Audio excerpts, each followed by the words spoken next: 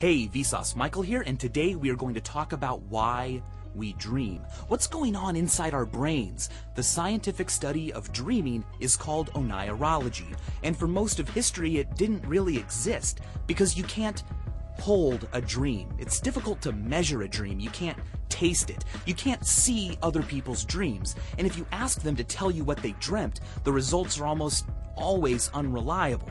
In fact, it's estimated that we forget 95% of the dreams we have, especially within the first 10 minutes of having them. But then, in 1952, something amazing happened. Researchers at the University of Chicago found this. It's a unique type of electrical activity that occurs during a certain stage of a person sleeping. When researchers awoke people during this stage, they almost always reported that they had been dreaming. Also, at the same time, during this stage, people's eyeballs are going crazy, rapidly darting all over the place underneath their eyelids. You can actually see this happening if you watch people sleep, like I usually do.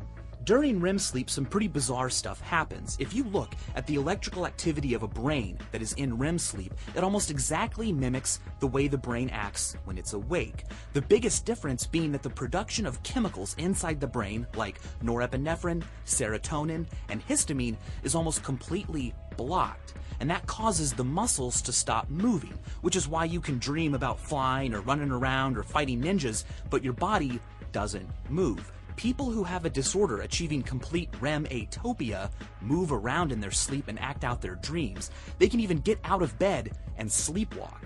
Oh, before we move forward, I should say two things. One is that it's possible to wake up and not be able to move your body because you're still in REM atopia. You're completely conscious and you know that you're awake, but your body is not ready to move. On the flip side, you can also be inside a dream and know that you're dreaming.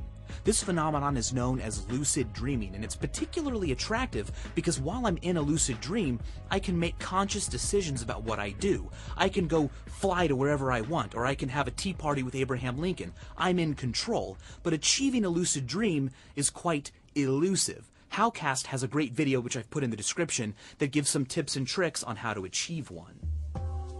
Researchers were able to deprive mice of REM sleep by using this.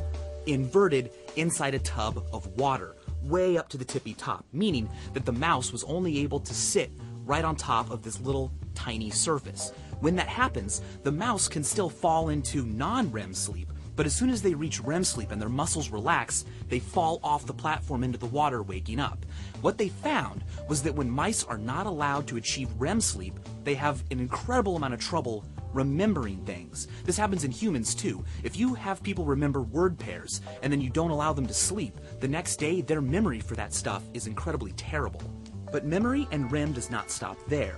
If a person learns a difficult new task during the day, say a new instrument or a new type of difficult puzzle, you can measure the electrical activity in their brain while they do that. And then, while they sleep that night, whether they know it or not, their brain replays those electronic impulses.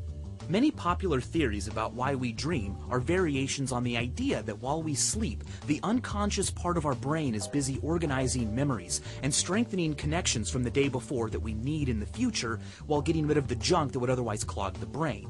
Now, so the theory goes, these electrical impulses are detected by our conscious brain, and our cortex freaks out and doesn't know what it means, and so it tries its best to create a cohesive story, creating a dream. This would explain why dreams are often so fantastic and seemingly random. They're not supposed to make sense. They're not an actual message from our brain. It's just the results of our cortexes trying to synthesize the noise coming from all the work being done back in the unconscious.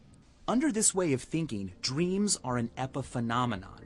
They're not a primary process that has a purpose. Instead, they're the accidental result of a more important process going on behind the conscious brain. But some researchers don't believe that. They believe that dreams serve a primary purpose, and that purpose is to prepare us for threats. They think this because the most prevalent emotions felt during dreams are negative, abandonment, anger, and the most common of all, anxiety.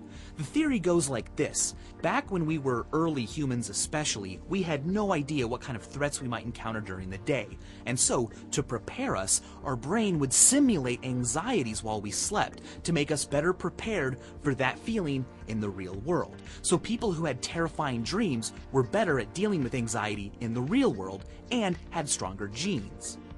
Alright, so the theories we discussed today are quite popular, but they don't really enjoy a consensus. Not everyone agrees on them, and they barely scratch the surface of scientific thought about dreams. But that's kind of the cool thing about dreams. Think of it like this. Here is the Eagle Nebula, a giant structure in outer space 6,500 light years away. But despite its distance, we pretty much know what it's made out of. We know that it's 100 trillion kilometers tall. We know what caused it, and we know where it's going to be in 750 million years. But last night, I had dreams, and no one really knows why or for what reason. And that's pretty cool, and that's why, thanks for watching.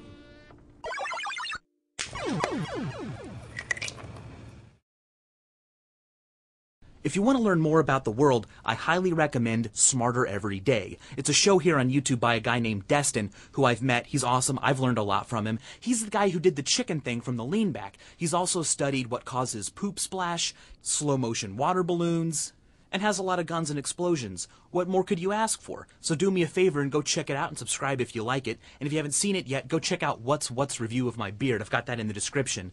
And as always, thanks for watching.